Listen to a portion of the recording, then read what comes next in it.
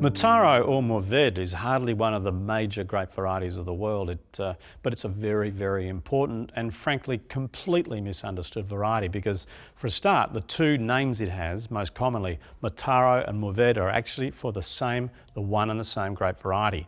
Now, Mataro originated in Catalonia in Spain, and it's therefore not to be unexpected that the grape variety really does well in very, very hot, dry conditions, which is one of the reasons it's very well suited to Australia, particularly the Barossa Valley and McLaren Vale, where it's very, very common.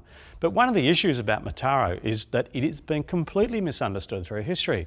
It was originally blended into many wines in Australia because it was supposed to be able to add colour and structure and tannin and body. But in actual fact, the best wines now made from Mataro or mourvedre in Australia are really very, very silky, they're very generous, they're very soft, but most importantly, they're beautifully perfumed and supple. It's almost as if it's a kind of wine from a warm region that could resemble a Pinot Noir, or at least the characteristics that people really enjoy most about Pinot Noir, which is exactly the opposite of what it was used for a very, very long time.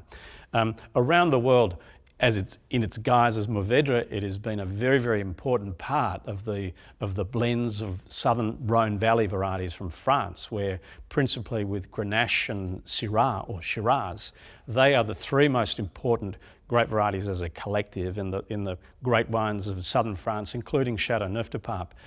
And in the United States, which was the first country to really try and reproduce the styles from the Southern Rhone, mourvedre is very, very important. But in Australia, we've really had it planted since the 1830s, but it's really only now, in the late 20th century and into the 21st, that we're starting to get it right. So let's now have a taste of a Mataro from the Barossa Valley. This one is a Massena Mataro. The vintage is 2013, and as you'll see when I pour this wine, it still has beautiful depth of colour, but the point is that in a modern Mataro, we're not really wanting that really raw sort of rasping extract that we'd associate with Mataros of yesteryear. So looking at that, a wonderful dense sort of ruby purple colour.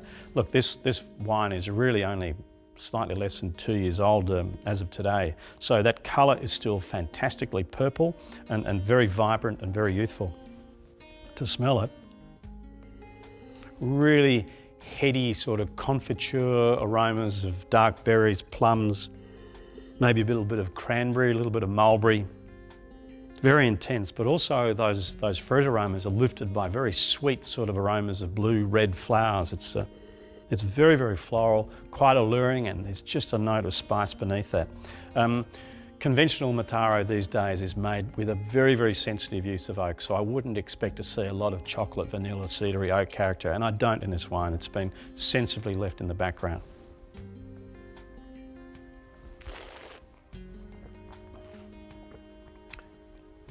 You know, before Australians weren't able to call their wines Burgundy because Burgundy does relate to a specifically delineated area in France. This would have been called an Australian Burgundy style. And by that I mean that it's a rich, full-bodied, full-flavoured, but essentially soft and approachable wine. Yes, there's tannin, and it's quite powdery, quite chalky, but very, very fine and pliant and approachable.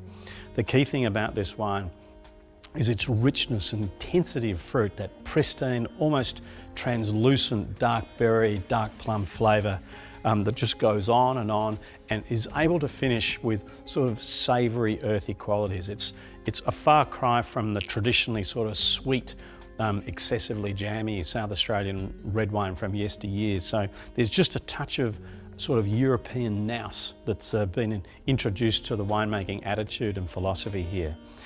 In terms of when to drink it, a lot of the lighter Australian Mataros are wines that you could probably almost start drinking as a 1 or 2 year old wine, but their balance and elegance will generally see them for around about 12 to 20 years. Here, we've got a slight step up in structure from that really lighter, and this is probably what you'd call a medium bodied Australian Mataro today. It's got a little bit more structure, more strength. I'd feel really confident leaving this for 12 to 20 years plus. But as I say, it's really nice to see that in Australia at least, we're starting to really discover the potential of this grape variety, almost 200 years in the making. But we're now making wines that are wonderfully expressive, that suit the fact that some of our viticultural areas with global warming are getting warmer. And I really believe that Mataro is, for Australia at least, and particularly the Barossa Valley and McLaren Vale, going to be one of the great grape varieties of our future.